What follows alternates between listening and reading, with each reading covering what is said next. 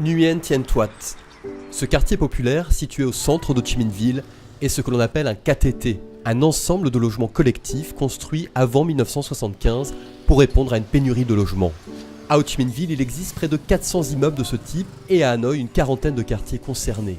Lieux de vie et d'activités économiques diverses, ils sont souvent dégradés, victimes de l'usure du temps.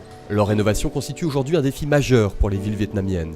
Faute de moyens, les autorités locales ont confié à des investisseurs privés le soin de les aménager. Mais la question du relogement des habitants est sensible et coûteuse. Pour des raisons de rentabilité économique, les promoteurs souhaitent doubler, voire tripler la population de ces quartiers, ce qui risque de saturer les infrastructures et équipements déjà sous pression.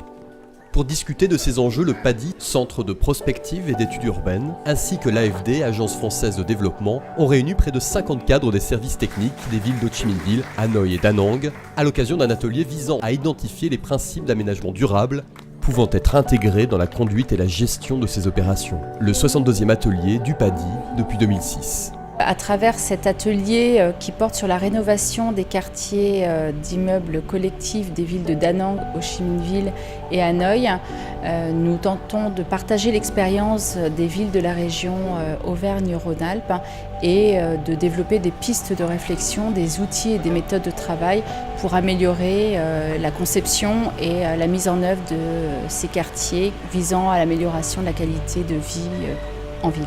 Notre rôle ici, dans le cadre de l'atelier de formation organisé par le PADI et le CEFEB, est d'accompagner des techniciens et acteurs de la ville sur comment mieux appréhender le déroulé d'une opération d'aménagement depuis, sa conception en termes de diagnostic et de planification jusqu'à son opérationnalité, sa faisabilité et notamment économique. L'aspect économique, nerf de la guerre, est au cœur des négociations et du rapport de force entre les villes et les investisseurs privés. Dans ce contexte, l'apport de l'AFD, qui dispose d'une stratégie visant à soutenir les collectivités locales dans leurs projets d'aménagement, peut s'avérer déterminant. L'intérêt de ce séminaire au Vietnam est de pouvoir construire avec les partenaires des collectivités locales vietnamiennes à la fois des outils de dialogue sur le secteur urbain, mais également des outils de financement du secteur urbain adaptés aux problématiques et aux enjeux particuliers, notamment des villes avec lesquelles nous travaillons.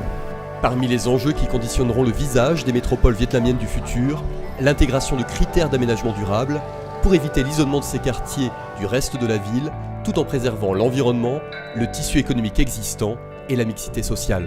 Hiện nay chúng tôi cũng đang gặp phải một số cái công việc rà soát lại các cái chung cư cũ ở trong phố cổ, ở địa bàn phố cổ, và từ đây sẽ là một cái tiền đề để cho chúng tôi có thêm kinh nghiệm trong các cái bước thực hiện tiếp theo.